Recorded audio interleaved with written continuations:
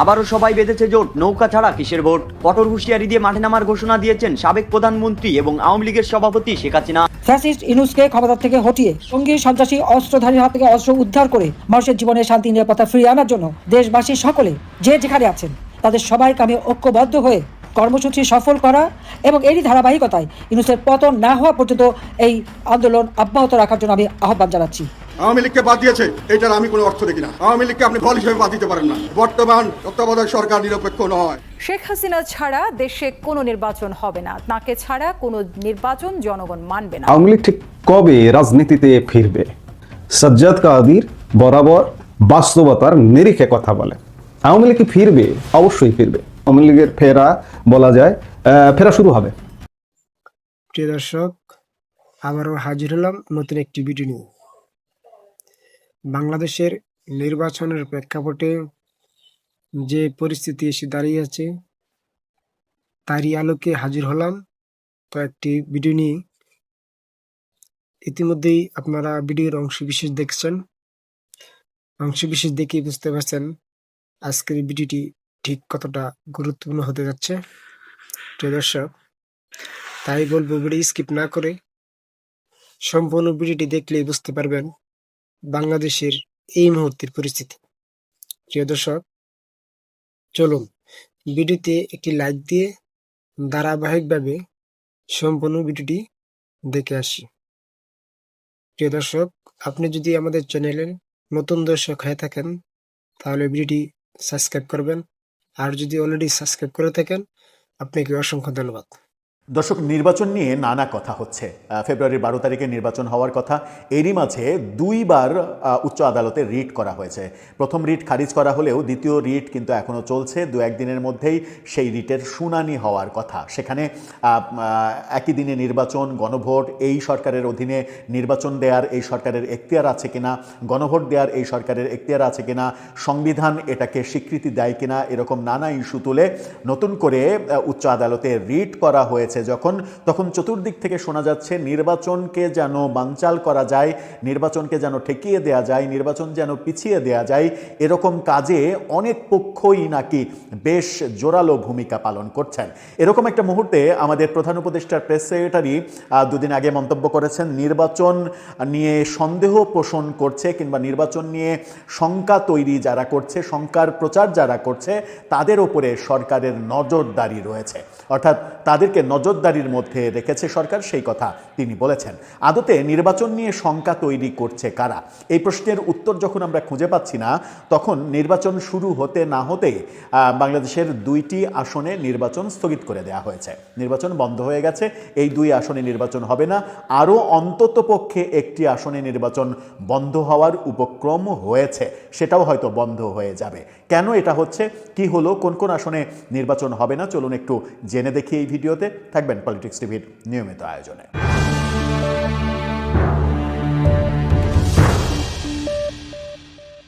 দর্শক, বলছিলাম নির্বাচন নিয়ে নানা কথার মাঝে নতুন একটা চাঞ্চল্যকর খবর হচ্ছে, 2টি আসনের নির্বাচন বন্ধ হয়ে গেছে। এই 2টি আসনে নির্বাচন হবে না। আরেকটি আসনেও নির্বাচন না হওয়ার শঙ্কা রয়েছে। যে 2টি আসনে নির্বাচন হবে না সেই 2টি আসনের জেলা হচ্ছে আমাদের বর্তমান মহামান্য রাষ্ট্রপতি শাহাবুদ্দিন আহমেদের জেলা পাবনা। পাবনা 1 এবং 2 আসনে নির্বাচন হবে না, এই ঘোষণা দিয়ে দেয়া হয়েছে। কেন সেটা দেয়া হলো? গণমাধ্যম কি বলছে, আর কোথায় এই শঙ্কা রয়েছে? গণমাধ্যম চ্যানেল আই তাদের শিরোনামে বলছে, পাবনা 1 ও 2 আসনের নির্বাচন স্থগিত। নির্বাচন শুরুই হলো না, মনোনয়নপত্র বাছাই হলো, আপিল চলছে যখন, ঠিক সেই মুহূর্তে নির্বাচনই স্থগিত করে দেওয়া হয়েছে এই 2 আসনে। সেখানে বলা হচ্ছে আপিল বিভাগের আদেশের পরিপ্রেক্ষিতে আপিল বিভাগ থেকে আদেশ দেওয়া হয়েছে। পাবনা 1 ও পাবনা 2 সংসদীয় আসনের নির্বাচনের কার্যক্রম স্থগিত করে দিয়েছে নির্বাচন কমিশন। কেন? আদালতের পরবর্তী নির্দেশ না দেওয়া পর্যন্ত এই 2 আসনে ত্রয়োদশ জাতীয় সংসদ নির্বাচনের সব কার্যক্রম বন্ধ থাকবে বলে নির্বাচন কমিশন জানিয়ে দিয়েছে। গতকালকে নির্বাচন কমিশনার আব্দুর রহমানুল মাসুদ এই তথ্য নিশ্চিত করেছেন। তিনি বলেছেন, সুপ্রিম কোর্টের আপিল বিভাগের আদেশ অনুযায়ী আদালত কর্তৃক পরবর্তী সিদ্ধান্ত না দেয়া পর্যন্ত পাবনা 1 এবং পাবনা 2 আসনে কোনো নির্বাচন হবে না, আপাতত সেটা স্থগিত করা হলো। আদালতের আদেশের প্রতি সম্মান জানিয়ে এবং আইনি জটিলতা এড়াতেই এই সিদ্ধান্ত নিয়েছে নির্বাচন কমিশন, সেটা তিনি জানিয়েছেন। আদালত থেকে পরবর্তী নির্দেশনা এলে সেই অনুযায়ী ব্যবস্থা তারা নেবেন, সেটাও তিনি জানিয়েছেন। ইসি সূত্র বলছে, এই 2 আসনের সীমানা নির্ধারণ নিয়ে জটিলতার কারণে বিষয়টি আদালতে বিচারাধীন রয়েছে। সীমানা সংক্রান্ত বিরোধ নিষ্পত্তি না হওয়া পর্যন্ত নির্বাচনী কার্যক্রম চালানো সম্ভব নয় বলে তিনি মনে করছেন। সীমানা নিয়ে জটিলতা শুধু পাবনাই নয়, এর আগে আমরা দেখেছি ব্রাহ্মণবাড়িয়া নিয়ে সমস্যা, বাগেরহাট নিয়ে সমস্যা, গাজীপুর নিয়ে সমস্যা। সেই সমস্যাগুলো কোনো রকমে নির্বাচন কমিশন উতরে গেছে, কিন্তু এবার পাবনার ব্যাপারটা তারা উতরে যেতে পারলো না। কিন্তু শুধুই কি পাবনা, আরও চমক আছে এখানে। এদিকে বৃহস্পতিবার কুমিল্লা 2 আসনের সীমানা সংক্রান্ত বিষয়েও আদালতের একটা রায় এসেছিল। সেই কারণে সেই নির্বাচন, কুমিল্লা 2 আসনের নির্বাচনও না হতে পারে, স্থগিত হতে পারে, এরকম আশঙ্কা তৈরি হয়েছে। ওই আসন নিয়েও নির্বাচন কমিশন পরবর্তী করণীয় নির্ধারণে আইনগত দিক পর্যালোচনা করছে। তার মানে কুমিল্লা 2 আসনেও নির্বাচন হচ্ছে না, এটা মোটামুটি ধরে নেওয়া যায়। 300 আসনের মধ্যে 3টি আসন বাদ চলে যাচ্ছে, 297 আসনে নির্বাচন হবে। এখন মজার ব্যাপার হচ্ছে, 297 আসনে নির্বাচনের পরে যদি কোনো একটা দলের এরকম হয় যে একটা দল পেল 148 আসন, আর একটা জোট পেল 148 আসন, আর একটা জোট পেল 100 কত বলা যায় 149 আসন, 149 আসনে এক জোট পেল, 148 আসন এক জোট পেল। যে 3টি আসনে নির্বাচন হচ্ছে না, সেই 3টি আসনে নির্বাচনের উপরে নির্ভর করবে সরকার গঠন। তখন কি ব্যাপারটা এরকম হবে যে সেই নির্বাচন প্রভাবিত করা, সেই নির্বাচনে ব্যাপক গোলযোগ, এরকম কিছু, নাকি চমক জাগিয়ে 149 আসন পাওয়া জোটও শেষ পর্যন্ত 3টি আসনে 3টিতেই হেরে যাবে, 148 আসন যারা পেয়েছিল তারা 151 হয়ে যেয়ে সরকার গঠন করবে? সেরকম চমক, মানে ক্রিকেটে সুপার ওভারের মতো, ক্রিকেটে শেষ বলে মানে যদি খেলা টাই হয়ে যায় তাহলে সুপার ওভারে খেলা যেমন যায়, সেরকম অবস্থা এই নির্বাচনকে নিয়ে কি হবে? নাকি এই নির্বাচনে কোনো প্রতিদ্বন্দ্বিতাই হবে না, বিপুল ভোটে যারা জয়লাভ করবে, বিপুল ভোটে বিপুল আসনে জয়লাভ করবে, এবং মানে জয়লাভ করার পার্থক্য এরকমটা হতে পারে বলে অনেকে মনে করেন যে এক দল আসন পেতে পারে 250টারও বেশি, আর এক দল কিংবা সবাই মিলে হয়তো বাকি 40-50টা আসন পাবে, এরকম ব্যাপার হতে পারে। অনেকে মনে করেন সেটা, যদিও এখানে অনেকগুলো জোট রয়েছে, বিএনপি নেতৃত্বাধীন একটা জোট, জামাত নেতৃত্বাধীন একটা জোট, যেখানে আবার নতুন দল এনসিপি রয়েছে, যারা কিনা সরকারের আশীর্বাদ পুষ্ট দল হিসেবে অনেক দিন থেকে আলোচনা চলছে। জাতীয় পার্টির 2 গ্রুপের একটা অবস্থান রয়েছে, লাঙ্গলের জাতীয় পার্টি, আবার জাতীয় পার্টি থেকে বেরোয়ে যাওয়া 20 দলের জোট সেটা রয়েছে, বাম দলগুলোর একটা মোর্চা রয়েছে। এই ব্যাপারগুলো মানে খুব একটা যে নির্বাচনের সমীকরণ সহজ হবে সেটা বলা যায় না, এবং এই নির্বাচন শেষ পর্যন্ত কোন দিকে যাবে, গতকালকে থেকে এরকম কানাঘুষাও শুরু হয়েছে যে শেষ মুহূর্তে এসে বিএনপি জোটে যোগ দিতে পারে জাতীয় পার্টিও, অর্থাৎ জাতীয় পার্টি লাঙ্গল যেটা, সেটাও বিএনপি জোটে শেষ মুহূর্তে এসে যোগ দিতে পারে, এরকম আলোচনাও গতকালকে আমরা বিভিন্ন জায়গায় শুনেছি। সুতরাং নির্বাচনের ইকুয়েশন এখনই বোঝা যাচ্ছে না, কিন্তু 12ই ফেব্রুয়ারি যে নির্বাচন, সেই নির্বাচনের প্রেক্ষিতে যতটা শোরগোল হওয়া কিংবা যতটা উৎসবমুখর পরিবেশ থাকার কথা, ততটা বাংলাদেশে আছে কিনা উৎসবমুখর পরিবেশ, সেটা একটা বড় প্রশ্ন। কিন্তু নির্বাচন শুরু না হতেই এই যে 2-3টা আসনে নির্বাচন স্থগিত হয়ে গেল, এর ধারাবাহিকতায় আরও কি এরকম ঘটনা ঘটবে? নাকি নির্বাচন নিয়ে যে শঙ্কা অনেক দিন থেকেই অনেকে পোষণ করেন, সেই শঙ্কার দিকেও এগিয়ে যাওয়ার সম্ভাবনা রয়েছে? দর্শক, আপনার মতামত কি এ ব্যাপারে জানিয়ে লিখতে পারেন। আসসালামু আলাইকুম প্রিয় দর্শক, আপনার কি বিশ্বাস হয় এই 2024 5ই আগস্ট পরবর্তী বাংলাদেশের, এই নতুন বাংলাদেশের মানুষ শেখ হাসিনার জন্য মহান আল্লাহ পাকের কাছে 2 হাত তুলে দোয়া করেন? আপনার কি বিশ্বাস হয় মাদ্রাসা, মসজিদ, মন্দির, গির্জায় শেখ হাসিনার জন্য দোয়া করা হয় মহান সৃষ্টিকর্তার কাছে? আপনার কি বিশ্বাস হয় মানুষ এখনও শেখ হাসিনার জন্য গুমরে গুমরে কাঁদে, মানুষ চোখের পানি ফেলে? অনেকে তো প্রকাশ্যে বলেন যে শেখ হাসিনাকে যেন তার মাথায় যত চুল তত আল্লাহ নেক হায়াত দান করেন, যেন তিনি বাংলাদেশে এসে আবার রাষ্ট্র ক্ষমতা নিতে পারেন। আবার যেন এই বাংলাদেশকে নেতৃত্ব দিতে পারেন। এই কথাগুলো আমরা শুনছি। বাংলাদেশের মানুষ তার জন্য দোয়া করে, তার জন্য কাঁদে, তার জন্য দান খয়রাত করে। মানুষ মানুষের কাছে দোয়া চায় শেখ হাসিনার জন্য। এই বিষয়গুলো দেখে আপনার কাছে কী মনে হয়? শেখ হাসিনাকে কেন বাংলার মানুষ ভুলতে পারতেছে না? আমরা তো অনেক ম্যাটিকুলাস ডিজাইন দেখলাম। এই বাংলাদেশে শেখ হাসিনাকে ভিলেন বানানোর জন্য অনেক অনেক ম্যাটিকুলাস ডিজাইন দেখলাম আমরা। এমনকি বঙ্গবন্ধুকে ভিলেন বানানোর জন্য ম্যাটিকুলাস ডিজাইন দেখলাম। এগুলো কেন কাজে লাগতেছে না? মানুষ কেন এই ম্যাটিকুলাস ডিজাইন আর গ্রহণ না করে শেখ হাসিনাকে আবার চাচ্ছে, শেখ হাসিনার জন্য দোয়া করতেছে? একটু কি ভেবে দেখেছেন? আমরা তো বলি যে শেখ হাসিনাকে বাংলার মানুষ কোনো দিনই ভুলতে পারবে না, কোনো দিনই না। কেন? এর কারণ আছে। কারণ তার চেহারা সুন্দর, তিনি বঙ্গবন্ধুর কন্যা, বা তিনি একটানা দীর্ঘদিন রাষ্ট্র ক্ষমতার দায়িত্ব পালন করছেন এই জন্য না। যার মাথার উপর ঘর ছিল না সেই ব্যক্তিকে যদি আপনি ঘর দেন, তার মাথার উপর একটা ছাউনি থাকে, তার একটা ঠিকানা হয়, তার 14 গোষ্ঠী আপনাকে কোনোদিন ভুলতে পারবে না। দেখেন, আমি কিছু নমুনা আপনাদেরকে দেখাই। শেখ হাসিনা অবশ্যই এই কাজগুলো মোটেও ঠিক করে না, আমার মতে ঠিক করে নাই।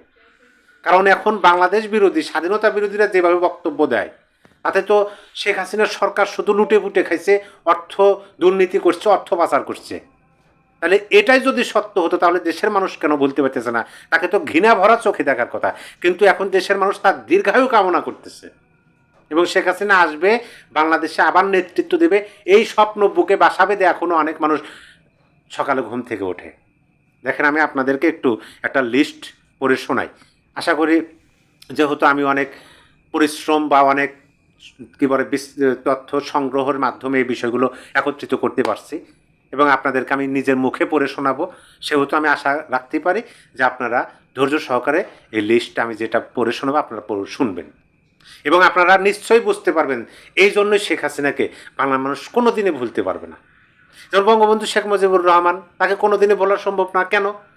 তিনি বাংলাদেশের অবিসংবাদিত নেতা, জাতির পিতা, বঙ্গবন্ধু, হাজার বছরের শ্রেষ্ঠ বাঙালি। এই বাঙালিদেরকে স্বাধীনতা এনে দেওয়ার জন্য তার দীর্ঘ লড়াই সংগ্রামের ইতিহাস।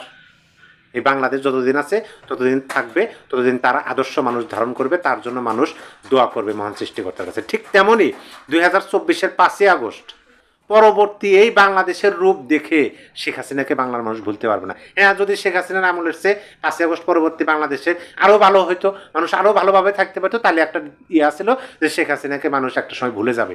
কিন্তু যে বাংলাদেশ উপহার দিল ম্যাটিকুলাস ডিজাইনার সুৎখোর, এই বাংলাদেশ দেখে শেখ হাসিনার কথা এখন মানুষের প্রতিটা ক্ষণে ক্ষণে মনে পড়ে। ঘরের মধ্যে আসলে মনে পড়ে, বাইরে গেলেও মনে পড়ে, রাস্তায় গেলে মনে পড়ে, শিক্ষা প্রতিষ্ঠান, হাসপাতাল, ক্লিনিক, সকল জায়গায় গেলে তার কথাই মনে পড়ে। দেখেন, আমি আপনাদেরকে পড়ে শোনাই। এক নজরে প্রধানমন্ত্রী শেখ হাসিনার নেতৃত্বে আওয়ামী লীগ সরকারের 16 বছরের উন্নয়নের তালিকা। হয়তো এর মধ্যে 2-1টা আমার ভুল হইতে পারে, আমি একটা মিস যাইতে পারে। আপনারা যদি মিস যায় সেটা লিখে দিবেন কমেন্ট বক্সে, আমি পড়ে শোনাই। দেখেন, আমি ক্রমিক নাম্বার বলবো না, আমি একে একে পড়ি। পদ্মা সেতু rail line, metro rail, elevated express, 3rd terminal, হাতির ঝিল প্রকল্প, পূর্বাচল 300 ফিট, উড়াল সেতু নির্মাণ, যমুনা রেল সেতু, সমুদ্র সীমা বিজয়, বঙ্গবন্ধু স্যাটেলাইট, রূপপুর পারমাণবিক বিদ্যুৎ কেন্দ্র, Karnaphuli tunnel, Cox's Bazar rail line, Cox's Bazar আন্তর্জাতিক বিমানবন্দর, ঢাকা ও চট্টগ্রাম এক্সপ্রেসওয়ে, পায়রা বিদ্যুৎ কেন্দ্র, রামপুর বিদ্যুৎ কেন্দ্র, মাতারবাড়ি তাপ বিদ্যুৎ কেন্দ্র, 119টি বিদ্যুৎ কেন্দ্র স্থাপন, পায়রা সমুদ্র বন্দর, 100টি ইকোনমিক জোন, 560টি মডেল মসজিদ, 1681টি মাদ্রাসা ভবন নির্মাণ। দেখেন, 560টা মডেল মসজিদ, 1681টি মাদ্রাসা ভবন নির্মাণ বাংলাদেশের ইতিহাসে কেউ করে নাই। অথচ তার বিরুদ্ধে স্লোগান দেয় তিনি নাকি ইসলাম বিদ্বেষী, তিনি নাকি আলেমদের উপর জুলুম করছেন। দেখেন, কওমি মাদ্রাসার স্বীকৃতি, উন্নয়নশীল দেশে উন্নতিকরণ, রোহিঙ্গাদের আশ্রয়দান, সমস্ত দেশকে রেলওয়ের আওতায় আনার উদ্যোগ, ফ্লাইওভার নির্মাণ, মহাসড়কগুলো 4, 6 ও 8 লাইনে উন্নতিকরণ, এশিয়ান হাইওয়ে রোড প্রকল্প, ঘরে ঘরে বিদ্যুৎ, ফ্লাইওভার নির্মাণ, নদী ভাঙন রোধ প্রকল্প, শ্রমিকদের মজুরি বৃদ্ধি, বয়স্ক ভাতা, মাতৃত্বকালীন ভাতা, বিধবা ভাতা, মুক্তিযোদ্ধা ভাতা, শিক্ষা ভাতা, প্রতিবন্ধী ভাতা, স্বামী পরিত্যক্ত ভাতা। দেখেন, এককভাবে দেশের নাগরিককে কতগুলো ভাতা তিনি দিয়েছেন, ভাতার সুযোগ করে দিয়েছিলেন। এই মানুষগুলো ভুলবেন? ডিসেম্বর মাসের 25 তারিখে জনাব তারেক রহমান সাহেবের দেশে ফেরার পর পুরো যে রাজনীতি, সেই রাজনীতির হিসেব একেবারে 180 ডিগ্রি অ্যাঙ্গেলে উল্টে গিয়েছে। যারা বিএনপি সমর্থক রয়েছেন তাদের আনন্দের সীমা নেই। বিএনপির বাড়িতে বাড়িতে ঈদের আনন্দ, বিএনপির যারা প্রার্থী তাদের সবার বাড়িতে যেন পূর্ণিমার চাঁদের হাট বসেছে। সবাই ধরিয়ে নিচ্ছে, একেবারে কনফার্ম এমপি হয়ে যাচ্ছে, কনফার্ম মন্ত্রী হয়ে যাচ্ছেন। তারপর তাদের নেতা জনাব তারেক রহমান সাহেব প্রধানমন্ত্রী হবেন। তো সেই প্রধানমন্ত্রী হলে তার অভিষেকটা কেমন হবে? তিনি কি প্রধানমন্ত্রী হিসাবে শপথ গ্রহণের পর সেই গণসংবর্ধনায় অংশ নেবেন 300 ফিটে আবার, নাকি জাতির উদ্দেশ্যে ভাষণ দেবেন? এটি নিয়ে মানুষ কিন্তু চিন্তা ভাবনা করছে যে নর্মালি নির্বাচিত হওয়ার পর জাতির উদ্দেশ্যে ভাষণ দেন টেলিভিশনে। তো যেহেতু তিনি দেশনায়ক, তারপরে জনমানুষের নেতা, তো তার যে অভিষেক, সেই অভিষেক যদি আগের মতো 300 ফিটে হয় তাহলে এটা একটা ব্যতিক্রমধর্মী ঘটনা হবে। এরকম চিন্তাভাবনা বিএনপির যারা নেতাকর্মী তারা কিন্তু করছেন। আর যেহেতু বিএনপির হাতে অনেক মাইক, 35% লোক বিএনপি করে, তো এই দশমুখে যখন এই সকল কথাবার্তা আলোচনা হচ্ছে এবং তাদের বডি ল্যাঙ্গুয়েজে যখন এই জিনিসগুলো প্রচারিত হচ্ছে, তখন প্রশাসনে একটা ধাক্কা লাগছে। এবং আপনি জানেন যে আমাদের দেশের প্রশাসন সবসময় সরকারের দালালি করে, ক্ষমতার দাবিদারি করে, এবং ক্ষমতা যার কাছে যায় তাকে রীতিমতো তোয়াজ তদবির করা, স্যার ডাকা, ম্যাডাম ডাকা, পা ধরে কদমবুচি করা, মানে এটা আমাদের প্রশাসনের একটা অভ্যাস হয়ে গেছে। এটা কেন? এটা একটা সাইকোলজিক্যাল ব্যাখ্যা দেওয়া দরকার। সবসময় আমরা আমলাদেরকে দায়ী করি।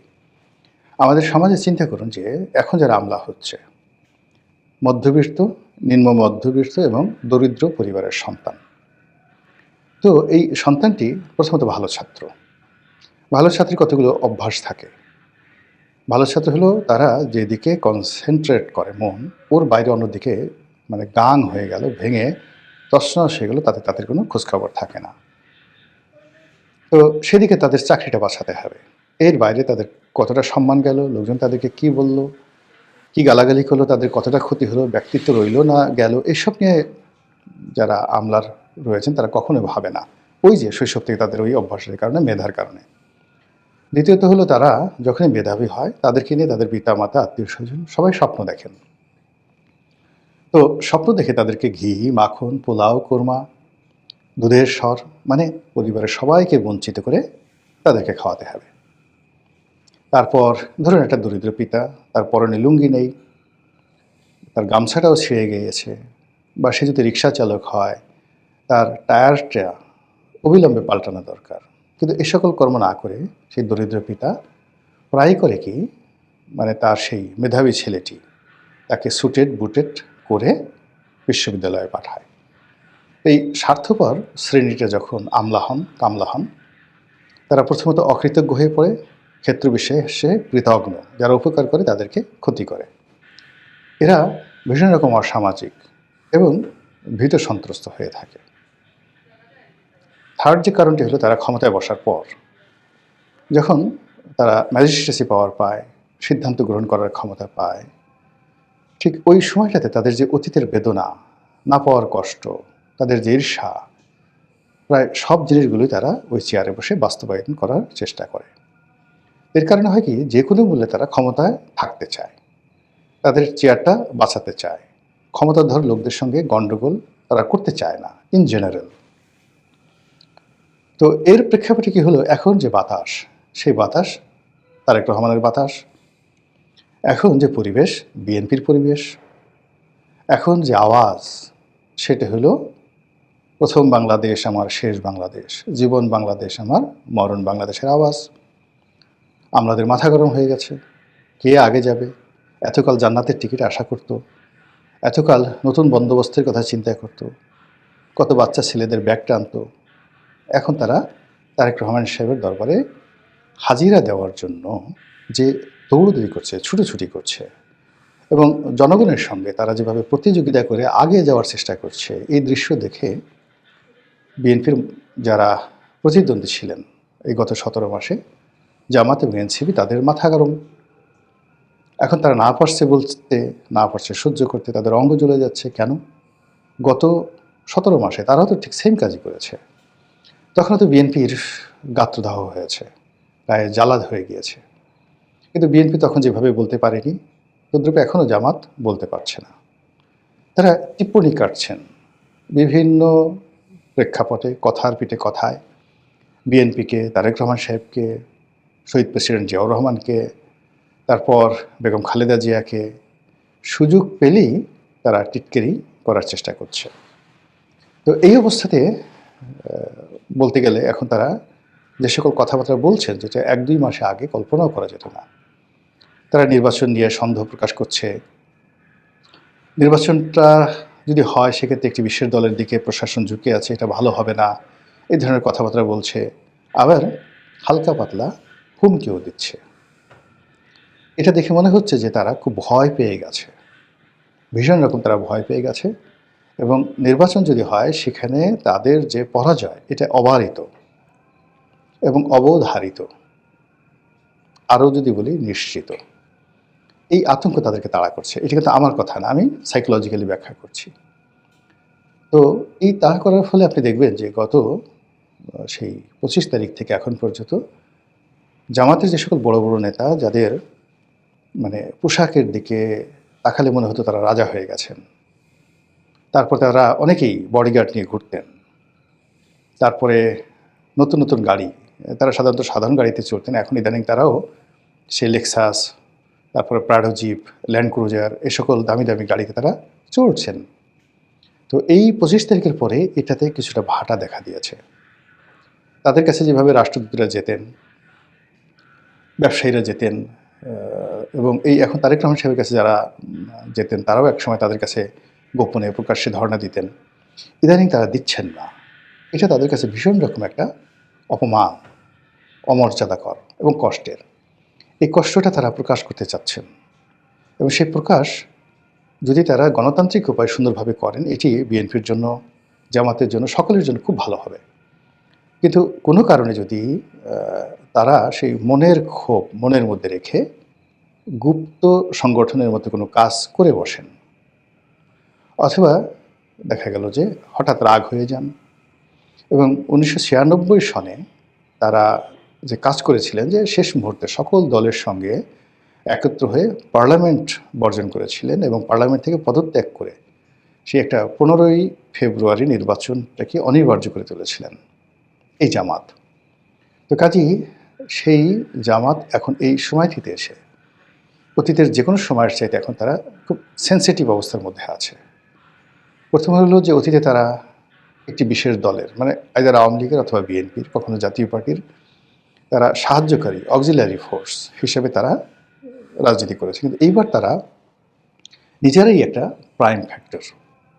তারা হয়তো আগে আশা করেনি যে সংসদে প্রধান বিরোধী দল হবে, তারা অত্যন্ত গুরুত্বপূর্ণ একটি বিরোধী দল, 30-35টি সিট হয়তো তারা আশা করত, যেটা যদি কারোর সঙ্গে জোট হয়, বিএনপি অথবা আওয়ামী লীগের সঙ্গে যদি তাদের একটা নির্বাচনে জোট হয়, তাহলে তারা 30 থেকে 35টি সিটে জয়লাভ করে আসতে পারবে। আর এই সময়টিতে এখন তারা এই নতুন পরিস্থিতিতে আওয়ামী লীগের অবর্তমানে তারা চিন্তা করেছে যে তারা সরকার গঠন করতে পারবে, ভীষণ রকম সরকার গঠন করতে পারবে। কিন্তু এখন যে অবস্থা তৈরি হয়েছে তাতে তাদের ভাবতে হচ্ছে যে একবার তারা নির্বাচন করে নাকি 2টো না 3টা সিট পেয়েছিল, তো এখন এক্ষেত্রে এবারও কি 2টো বা 3টে সিট আসবে কিনা। যদি তাই হয় তাহলে তো মানে আত্মহত্যা করার সব উপায় থাকবে না, ইঁদুরের বিষ খেয়ে মরতে হবে। যে বড় বড় কথাগুলো বলা হয়েছে, যা কিছু করা হয়েছে, যে শান শকত, এবং জামাতের অফিসটা কীভাবে সাজিয়েছে আপনি দেখেছেন। বিএনপি অফিসের চাইতে জামাতের অফিস অনেক সুন্দর করে সাজানো হয়েছে। এই সাজানোর কারণটাও মূলত তারা ক্ষমতায় চলে যাচ্ছে, এরকম একটা অবস্থা। বিশেষ করে তারেক রহমান সাহেব যতদিন লন্ডনে ছিলেন ততদিন যত সহজে মির্জা আব্বাস, তারপরে মির্জা ফখরুল সাহেব, তারপর সালাউদ্দিন সাহেব, তাদেরকে প্রশাসনের ভয় দেখিয়ে যেভাবে নাস্তানাবুদ করা যেত, যমুনায় ভয় দেখিয়ে তাদেরকে যেভাবে নাস্তানাবুদ করা যেত, একবার যমুনাতে ডাকা হতো, আবার যমুনা থেকে তাদেরকে পাত্তা না দিয়েই আবার ঠিক হাউ মাউ এলোমেলো ফাউ ফাউ কিছু কথাবার্তা বলে তাদেরকে সেখান থেকে বিদায় করা হতো, সেটি এখন হচ্ছে না। তারেক রহমান সাহেব আসার পরে এখন কে যমুনা, কে বঙ্গভবন, কে প্রধান উপদেষ্টা, কে রাষ্ট্রপতি, এই জিনিসগুলো নিয়ে না মানুষের কোনো মাথা ব্যথা নাই। কে জামাতের আমির, কে গণ অধিকার পরিষদের সভাপতি, এসব জিনিস নিয়ে মানুষের এখন মানে যাকে বলা হয় আমাদের বাঙালির উপরে মানুষের রাগ হয় এমনি এমনি হয় না, মানে এরা কাউকে মাথায়